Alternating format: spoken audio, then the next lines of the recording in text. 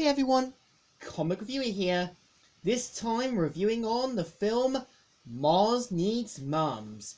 Now, as you know, Mars Needs Mums was a 2011 computer animated science fiction film that was based on the book by Barclay Bredard, as well as being the last film done by Image Movers Digitals before going back to Image Movers.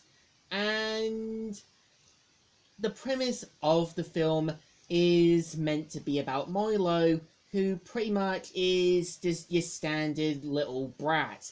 He kind of gets annoyed at the fact that his mum keeps lecturing him, keeps on kind of pushing him aside and kind of getting him to do what he's meant to. And pretty much you can tell his mum expects him to be a bit more responsible, and pretty much after Milo says something awful to her, you can kind of tell she does feel awful, and you can tell Milo does feel bad, which is kind of a realistic thing, as we've said things to our parents that, yeah, we kind of regretted later, or kind of felt, why did we do it? Now, after trying to make amends, we see that Milo finds that his mum's been taken by Martians, and later ends up going on an all-out space adventure, where he learns that there's a colony of aliens on Mars that needs mums for programming for their kind of robotic, like, mums. And you can kind of tell that this is where the plot starts to kind of become a jumbled up mess. And the film, I would say, is wasted potential, because it feels like they needed to kind of have a story where they find the most equipped mums for the programmings. You kind of got the supervisor trying to basically get people to see what she wants. And when you kind of got the character Gibble, he kind of looks like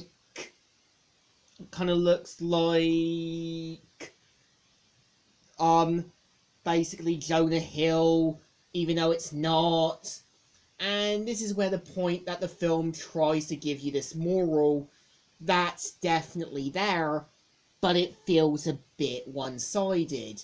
Again, I think Jimmy Neutron did it better because it had the premise that it wanted to, even though it's been hammered down so many times.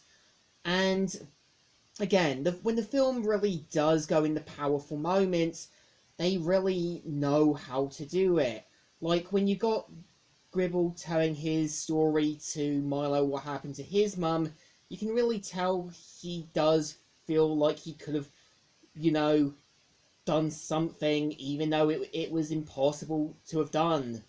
And when you kind of got Milo's mum risking her life to save Milo, it's like that moment where our parents try to help us through a problem, which kind of works. But I feel like there was just some characters that were just thrown in with no real reasons. The only character I can think of is Kai, because one, Key just kind of comes across like watching these 60s TV shows and kind of have them all kind of like the rebel of the Martians, which feels a bit wasted.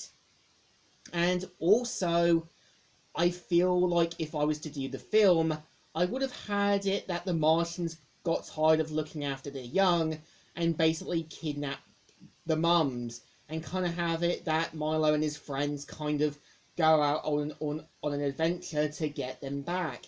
You could have had Gribble as a kind of space pilot, kind of like Star-Lord, to kind of help the kids, and when he tells Milo his story, would have added the same feel. And what's actually interesting is when Rebel Taxi did his video on the whole reviewing every Image Movers movies, he talked about the whole Seth Green, which he was originally the voice for Milo, and wanted to see the sort of Seth Green cut.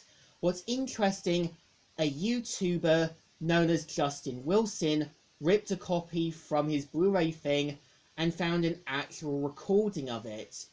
And what's actually interesting, he put it up on SoundCloud, which kind of gives you that feel we could hear what Seth Green's voice was going to be. And yeah, that, I think, is a good idea. So, I think, well, Mars Needs Mum wasn't the perfect movie. Its morals there, but it feels like a jumbled up mess.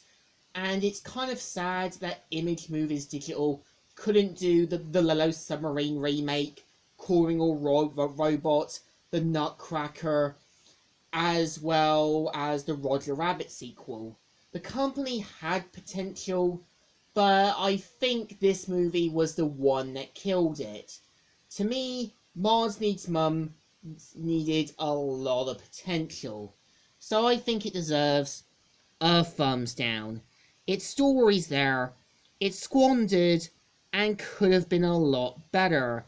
So, Comic Reviewer here, signing out.